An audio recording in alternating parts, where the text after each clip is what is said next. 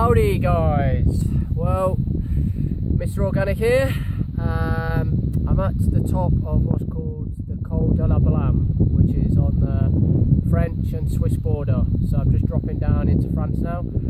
I'm on something called the TMB, which is called the Tour de Mont Blanc, and what that is, that's a trail that goes all the way around the mountain of Mont Blanc over there, 170 kilometers. I've been doing this now for 6 days. I've been trying to get around the whole thing as fast as I can in 6 days. It's been an absolutely amazing time. What this video is really about is explaining how I was able to do this, as well as keep up with my bodybuilding, training and nutrition. As a lot of you, I'm sure of you are aware, that I do my bodybuilding and I compete in shows. Well, right now actually I've got a very important show coming up in 5 weeks, so this was almost the worst thing I could do, because you're trekking for 10 hours a day and you're using so many calories.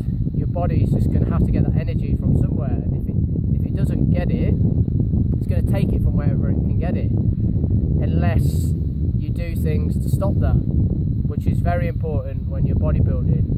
So if you didn't do this, the body would just take that energy from your muscles and from your stored fat. While I've been on this trip, it's been so important for me to make sure that doesn't happen.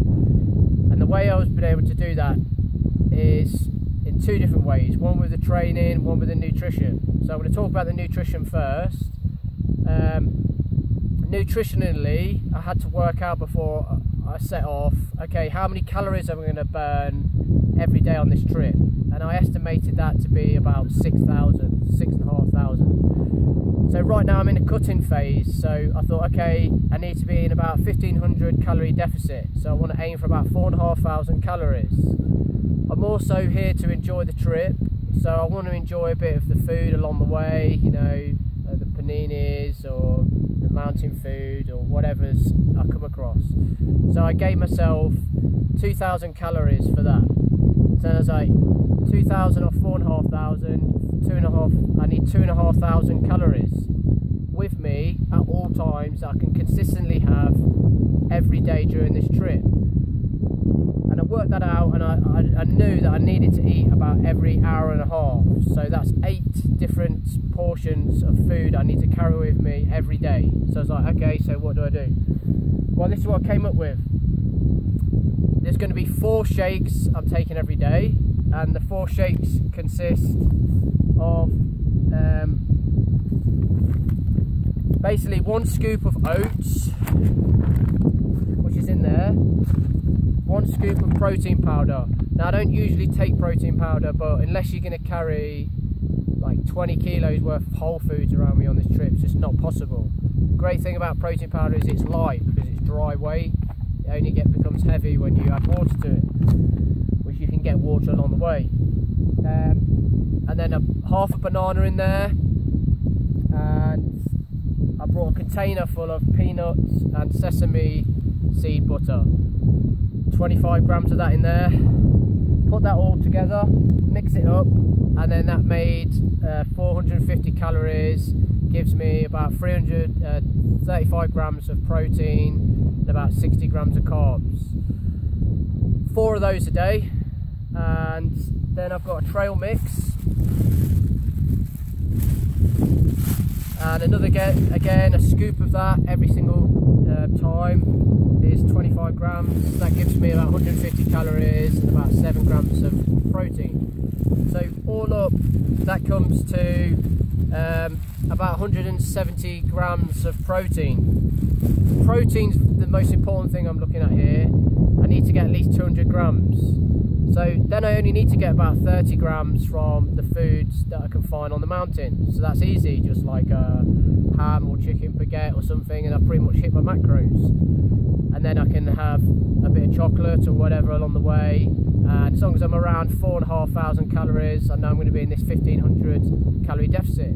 So that's how I've managed to overcome the nutrition. Only one last thing to say about that is I'm also taking BCAAs in all my water, so branched chain amino acids. That's just going to help stop my body going into a catabolic state. that's the nutrition. Training wise, with me, I brought my Olympic rings and my resistance bands. Now, there's so many things along the way that you can hang the bands off or hang the rings off, and you can pretty much do every single exercise with these two bits of equipment as you can in the gym.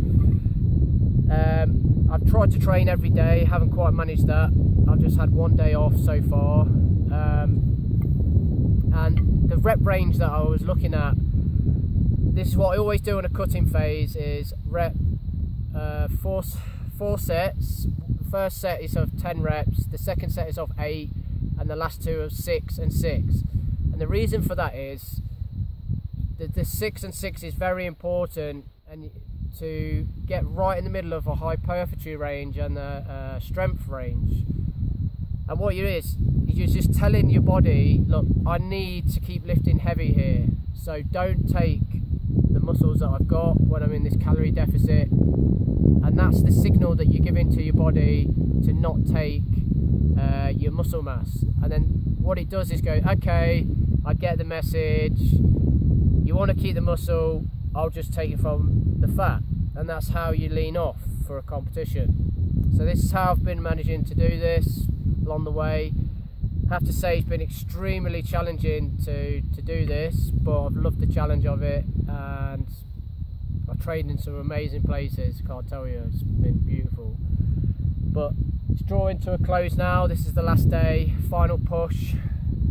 Just got to go down, that's where I live, down in that valley. So yeah, just wanted to share that with you, because I know a lot of us think that things get in the way of what we want to do in life. So